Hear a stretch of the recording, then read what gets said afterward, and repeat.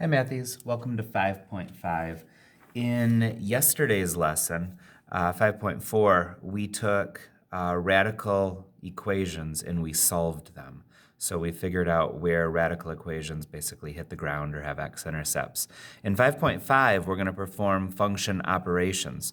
So this time, instead of getting one function and solving it, we're going to get two functions, and then we're going to either add them, subtract them, multiply them, or divide them. So that's what we're going to be doing here. So we're going to be dealing with rational equations again, but this time we're going to be we're going to take two of them, and we're going to add them, subtract them, multiply them, or divide them. So let's get some practice with that. So let's go to page 146, and we're going to practice a couple adding and subtracting here. We'll practice a little multiplying and dividing here. Then we'll go on to page 147, do a couple more problems, and we'll call that good.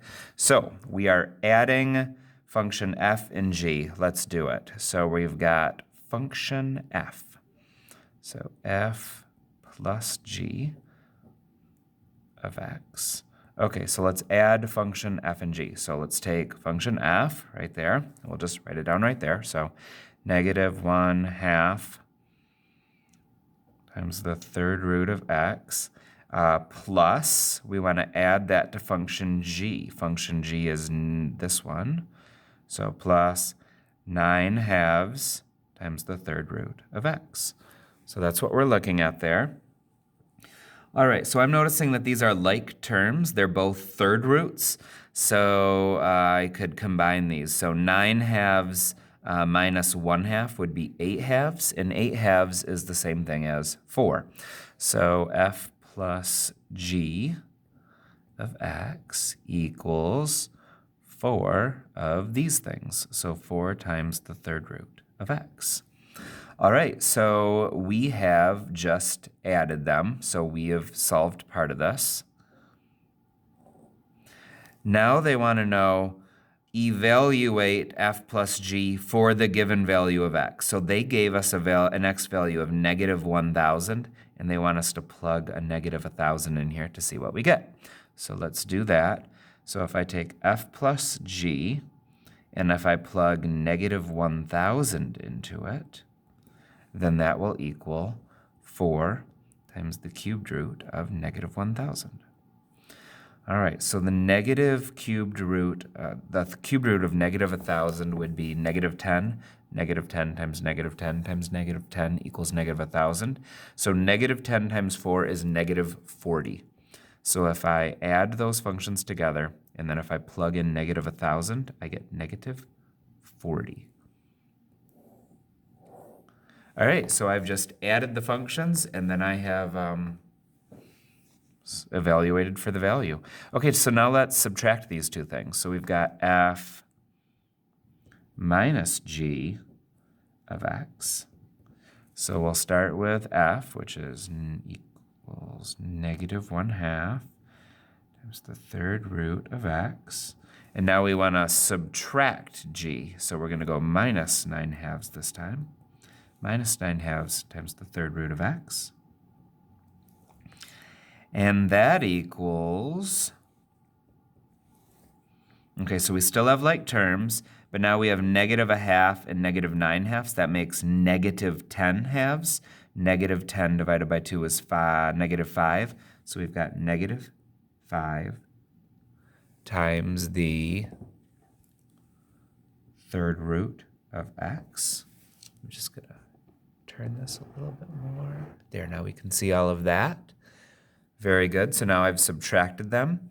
And now if I want to plug in, so do f minus g, and then plug in negative 1,000, that would be negative 5 times the third root of negative 1,000, which equals, okay, so we already know that the third root of negative 1,000, we already learned over here that that's negative 10. Negative 10 times negative 5 is 50.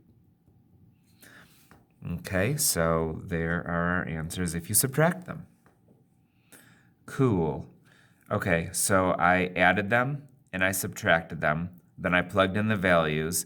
And we also are asked to state the domain. So the domain are what are all the possible x values. So let's look at this. If I look at the f plus g, so what x values will work here? When you take a third root, the third root of positive numbers is a real number. The third root of negative numbers is a real number.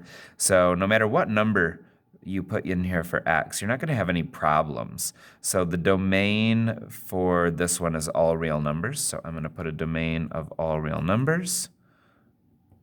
And for this one, now we're looking at this right here. The domain of this, can I put positive numbers in here? Yep. Can I put 0 in here? Yep. Can I put negative numbers in there? Yep, because it's the third root. So these will also always be real numbers. So the domain of this is also all real numbers. Very good. Okay, so let's do, I don't know, why don't we do number 2. So we'll do f plus g of x, we'll add them. So if we write down f, that gives us all of this. So negative x squared minus 3x plus 8. And now if we add x to it, or excuse me, if we add g, that means we're going to add this stuff. So if I add a 6x, and then if I add a negative 3x squared, I'm going to write it like this. So that's going to give us negative 4x squared. We got a positive 6x and a negative 3x, so that's plus 3x plus 8. Okay, so we've just added to the functions, and that's what you get. Okay, so now what would we get if we plugged a negative 1 into here? So negative 1 squared would be 1. 1 times negative 4 would be negative 4. 3 times negative 1 would be negative 3. And then we've got a plus 8. So if we plugged a negative 1 into here, that would spit out a negative 7 plus 8 is 1. Okay, so if you put a negative 1 in here, you get 1 as your output. All right, let's do the minus version. So we've got f minus g of x. So now we've got this here, so negative x squared minus 3x plus 8. Okay, so now we want to subtract g. So this whole thing has to be subtracted. So this 6x is going to turn into a minus 6x. And if we're going to subtract all of g, this sign has to switch as well. So this was a negative 3x squared, but if we are going to subtract that, that negative is going to turn into a plus 3x squared. So plus 3x squared. All right, now let's put these together, and we get 2x squared minus 9x plus 8. Okay, so that is our function for f minus g. And now if we plug a negative 1 in here, negative 1 squared is 1. 1 times 2 is 2. Now if we put a negative 1 into here, negative 9 times negative 1 is 9. Then plus 8. So 11 plus 8 is 19. So if you plug a negative 1 into here, you get a 19 as an output. And now on to the domains. Okay, so we're not going to do these two. So I'm just going to cross these off here so we have some extra room to work. Okay, so what's the domain of this? Okay, so I know that this is a quadratic function and it's negative. So we know a lot about quadratics. We know that this quadratic has a y-intercept of 8 and it's goes down. So I don't know exactly what it looks like. Maybe it looks something like this. In any case, if you look at this, the domain is the answer to the question, where can I find the graph when I look to the left and the right? This graph goes to the left forever, this goes to the right forever, no breaks. So the domain of this is also all real numbers. So the domain is all real numbers when you add them. Now let's see what it looks like when you subtract them. So when you subtract them, now let's see, it still has a y-intercept of 8. Now it's opening up. I don't know exactly what it looks like. Maybe it looks something like this.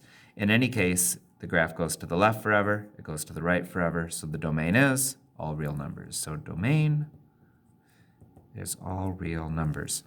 Okay, so hopefully that gives you enough of an idea of how to add and subtract functions and plug values in and to figure out the domain and range, so you could do those problems on the homework. So let's say that's good there, and let's do a couple where you multiply and divide them. So let's do a couple of those now, and just so we have more room to work, let's just kind of go like this. Cross off numbers 7 and 8 like that. Now we have all this space to work on for 5 and 6. Okay, so here we go. We want to do f times g. So f times g of x equals, I'll move this over just a bit. There we go. Okay, so let's start by writing down f. F is negative x to the third. And now we'll multiply it by g. This is g right here. So multiply that by 2 times the third root of x.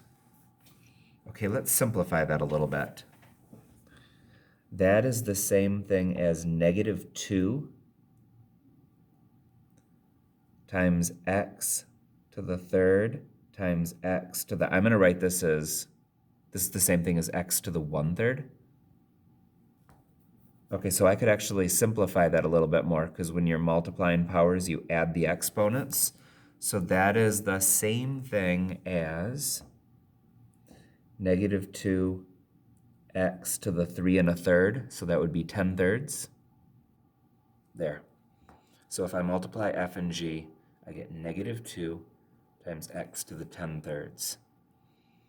Okay, so now same thing. They want us to, they give us a random number to plug in. So I'm going to plug that number in. And that gives me, so I'm going to do that over here. Negative 2 times negative 64 to the 10/3 equals. Okay, so the third root of 64 would be 4. So the third root of negative 64 would be negative 4. So this is going to be the same thing as negative 2 times negative 4 to the 10th power.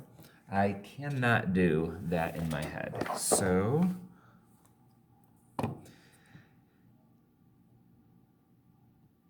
negative 4 to the 10th power is 1,448,576. Okay, so now I'm going to times that number by negative 2 times negative 2.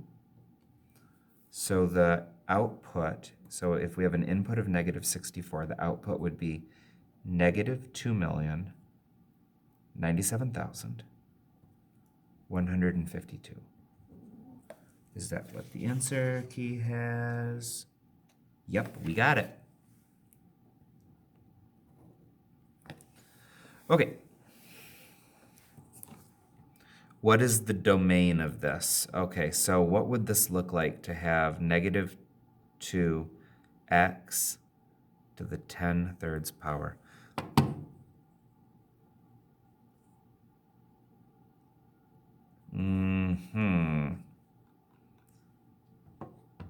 Well, if I go back to the original, this is a third root, and this is a third power.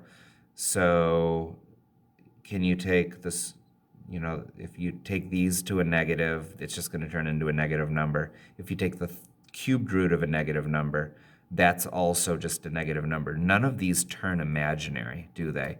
So because they don't turn imaginary, negative numbers and positive numbers are going to work in here. So I know that the domain of this will be all real numbers. Okie dokie. So we just times them. Now we need to divide them. So we're going to do f divided by g of x equals, okay, so now f is negative x to the third. That'll go on the top. And on the bottom, we're going to divide that by g to, okay, it's the third root of x, but I'm going to write this as x to the 1/3. And here's why I'm going to do that. If you have a power divided by a power, you can subtract the exponents. So if I got a common denominator, x to the 3rd would be the same thing as x to the 9/3. So I'm going to write this as x to the 9/3. So then in my next step, I can say that this is, what, we've got a 1 up here, -1 divided by 2. So -1/2 times x to the 9/3 minus 1/3 would be 8/3. There, that's what I get if I divide them. So I've got that. Oops. And now I want to plug -64 into this. So this equals -1/2 times -64 to the 8/3. So what is the cubed root of -64? That's -4. What's -4 to the 8th power? That's a good question. -4 to the 8th. 65,536. And I need to take that number and divide it by -2. So I got to take -1/2 of it. So divide by -2. Okay, so my answer here is going to be -32,768. Okay, so now I've evaluated for the given value.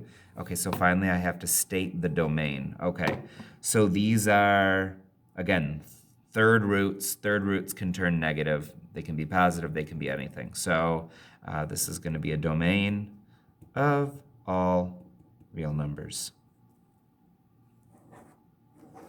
Okay, I've done number 5. We're going to do number 6, and then we're going to say that's enough for the first video. Then we'll finish it up on the next video. So let's do number 6.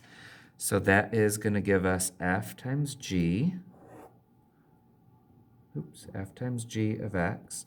So, all right. So f of x is 12x, and I need to multiply that by g of x, which is, so 12x times 11x to the 1/2.